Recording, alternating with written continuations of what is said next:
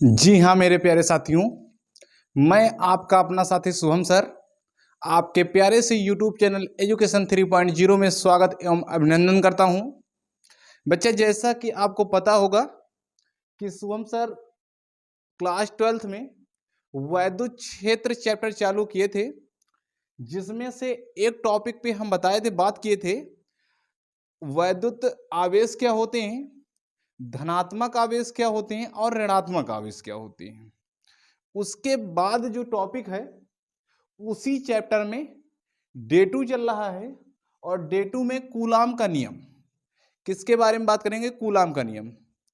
ये board paper की दृष्टि से तो इम्पॉर्टेंट है ही है, परंतु आगे आने वाले जितने प्रूफ का निर्धारण हम करेंगे वो सब प्रूफ इसी की सहायता से होते हुए, मिलते हुए और कई सारे डिफिनीशन से मिलते हुए होंगे। तो सबसे पहले हमको कूलाम का नियम पता होना चाहिए कि होता क्या है। चलिए हम कुछ चीजें जानते हैं बच्चा लोग। तो बच्चा, सबसे पहले हम एक कोई चालक ले लेते हैं, चालक पर स्थिर बिंदु आवेश लेते हैं, स्थिर बिंदु आवेश Q1 और Q2 ले लेते हैं। मान लेते हैं पहला आवेश Q1 और दूसरा आवेश Q2 है, ठीक। अब इनके बीच की दूरी हम मान लेते हैं R है और इस पर कोई बल F कार्य कर रहा है, जिसे आकर्षण बल कह सकते हैं। क्या बताया गया? दो स्थिर बिंदु लेते हैं और दोनों स्थिर बिंदु आवेश, पहले आवेश का नाम रखते हैं Q1 और दूसरे को देते हैं Q2, ठीक। अब इनके बीच की दूरी हम क्या मानते हैं? R मानते हैं और ये क्या होता है? F। बच्चा, जो कूलाम का नियम है, शायद आप लोग 9th में पढ़े होंगे, गुरुत्वाकर्षण का नियम, लगभग में मिलता जुलता आपको उसी से रिलेटेड है। जैसे वहां पर Q1, यहाँ पर है Q1 Q2, वहां पर M1 M2 थे, द्रव्यमान थे, यहाँ पर आवेश की बात की जाएगी। तो हमको बस समझते चलना है, एक एक टॉपिक क्लियर करवाते चलेंगे। यहाँ पर आवेश Q1 व Q2 है, तो हम इसमें अगर हम समझते हैं तो स्थिर बिंदु आवेश लेते हैं, तो किन्हीं दो स्थिर बिंदु आवेशों के मध्य, क्या बता सकते हैं डेफिनेशन?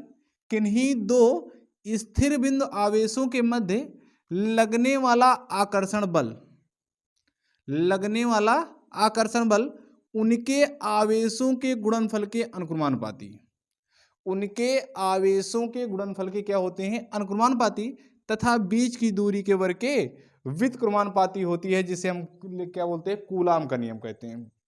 क्या बताएगा बच्चा?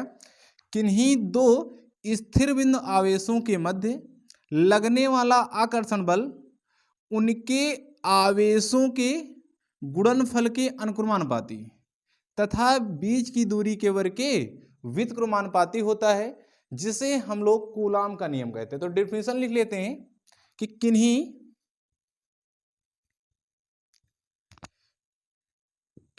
दो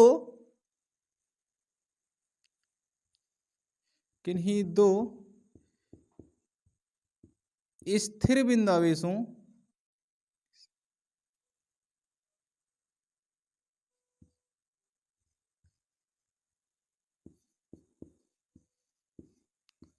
स्थिर बिंदु आवेशों किन्हीं दो स्थिर बिंदु आवेशों के मध्य लगने वाला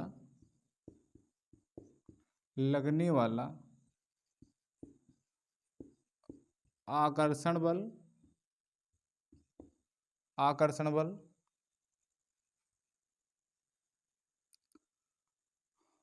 लगने वाला आकर्षण बल किन्हीं दो स्थिर बिंदु आवेशों के मध्य लगने वाला आकर्षण बल उनके आवेशों के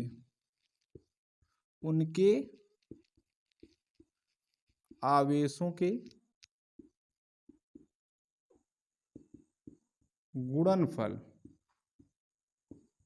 के अनुक्रमानुपाती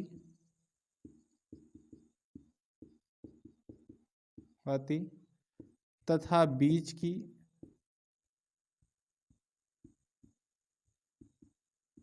दूरी के वर्ग के व्युत्क्रमानुपाती, वर्ग के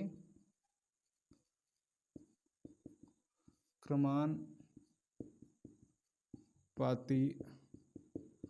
होता है। ठीक, जिसे हम लोग क्या कहते हैं, कूलाम का नियम। क्या बताया गया, किन्हीं दो बिंदु आवेशों, किन्हीं दो स्थिर बिंदु आवेशों के मध्य लगने वाला आकर्षण बल उनके आवेशों के गुणनफल के अनुक्रमानुपाती तथा बीच की दूरी के वर्ग के व्युत्क्रमानुपाती होता है, जिसे हम लोग क्या कहते हैं, कूलाम का नियम कहते हैं। अब इसमें हम अगर मानते हैं बच्चा, क्या बताया गया कि उनके आवेशों के गुणनफल के अनुक्रमानुपाती, तो अब अगर हम लेंगे तो इनके आवेशों के, किसके, एफ के, इसके आवेशों क्या होता है, Q1 Q2 की क्या है, अनुक्रमानुपाती।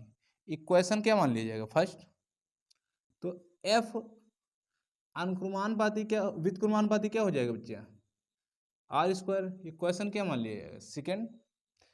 Equation first and equation second को देखते हैं।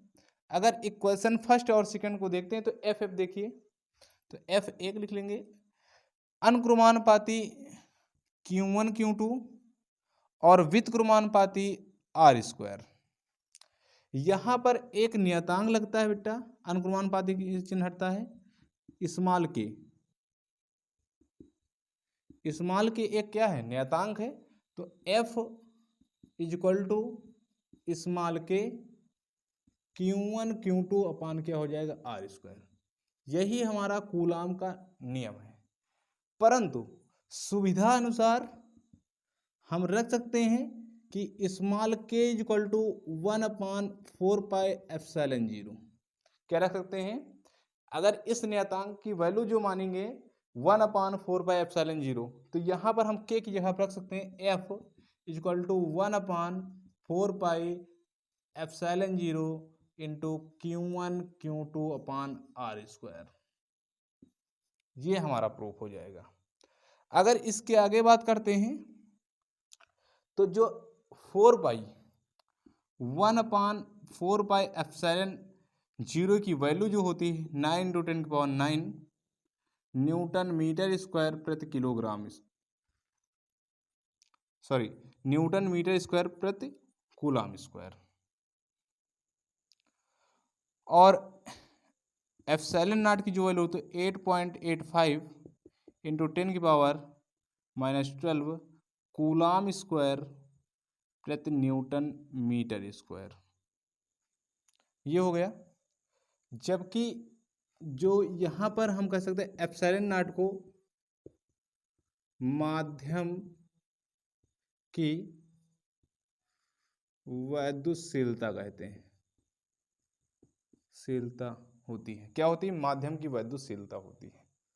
क्या बताया गया, फिर से समझते हैं कि हम पहले एक चालक लिए, चालक पर 2 पॉइंट Q1 व Q2 लिए, इस पर बल जो कार्य कर रहा है F कार्य कर रहा है, और बीच की दूरी R लेते हैं।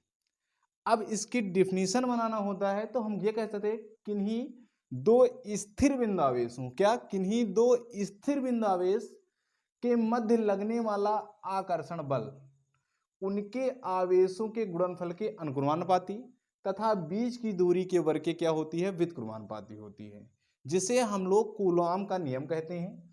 उसके बाद अब हम कह सकते हैं कि जब इनके जो बल है वो Q1 Q2 के क्या है, अनुक्रमानुपाती, तो बल Q1 Q2 के अनुक्रमानुपाती, बल आर स्क्वायर की क्या है, व्युत्क्रमानुपाती, बल आर स्क्वायर के व्युत्क्रमानुपाती। इक्वेशन फर्स्ट एंड सेकंड लेते हैं और उसी में एफ अनुक्रमानुपाती Q1 Q2 अपान व्युत्क्रमानुपाती आर स्क्वायर। अब एफ इक्वल टू अनुक्रमानुपाती का चिन्ह हटता है बच्चा, तो एक नियतांक लगता है, वह नियतांक यहाँ पर क्या लगाया गया, के लगा दिया गया। क्या लगा दिया गया बच्चा, के। तो k equal to Q1 Q2 upon are square. अगर हम के की वैल्यू, अगर सुविधा अनुसार यहाँ पर के रखा गया था और के की वैल्यू जो होती है 1/4πε0, तो यहाँ पर 1 अपान के की जगह पर रख दिया गया 1/4πε0 Q1 Q2 upon are square. जबकि के का जो 1/4 का मान होता है वो 9 × 10⁹ न्यूटन मीटर स्क्वायर प्रति कूलम स्क्वायर। एप्सिलॉन नॉट का जो मान होता है 8.85 × 10⁻12 कूलम स्क्वायर प्रति न्यूटन मीटर स्क्वायर। जो एप्सिलॉन नॉट को हम कहते क्या है, माध्यम की वैद्युतशीलता। अभी हम कहीं कहीं पर यहाँ पर जुड़ा हुआ मिलेगा हमको के, क्या जुड़ा हुआ मिलेगा, के, कैपिटल के, इसे कहते हैं माध्यम का परावैद्युतांक। एक जुड़ा मिलेगा तुमको के को कहते हैं माध्यम का परावैद्युतांक। क्या कहते हैं, माध्यम का परावैद्युतांक। ठीक, ये जो के होगा यहीं पर 4πε0 के बगल में जुड़ा मिलेगा आपको, वो होता है बच्चा माध्यम का परावैद्युतांक। आप लोग बहुत अच्छे से मेहनत करते चलिए और जुड़े रहिए एजुकेशन 3.0 में।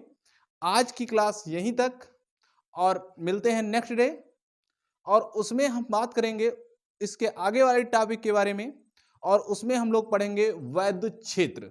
चैप्टर भी चल रहा है वैद्युत क्षेत्र, और इसके अंदर हम लोग सबसे पहले आवेश पढ़े, आवेश के बारे में जाने, फिर कूलाम का नियम जाने, और इसके बाद हम लोग जानेंगे वैद्युत क्षेत्र होता क्या है बेटा, बहुत अच्छे तरीके से। तो आप लोग बने रहिए, जुड़े रहिए एजुकेशन 3.0 में। जय हिंद, जय भारत, धन्यवाद।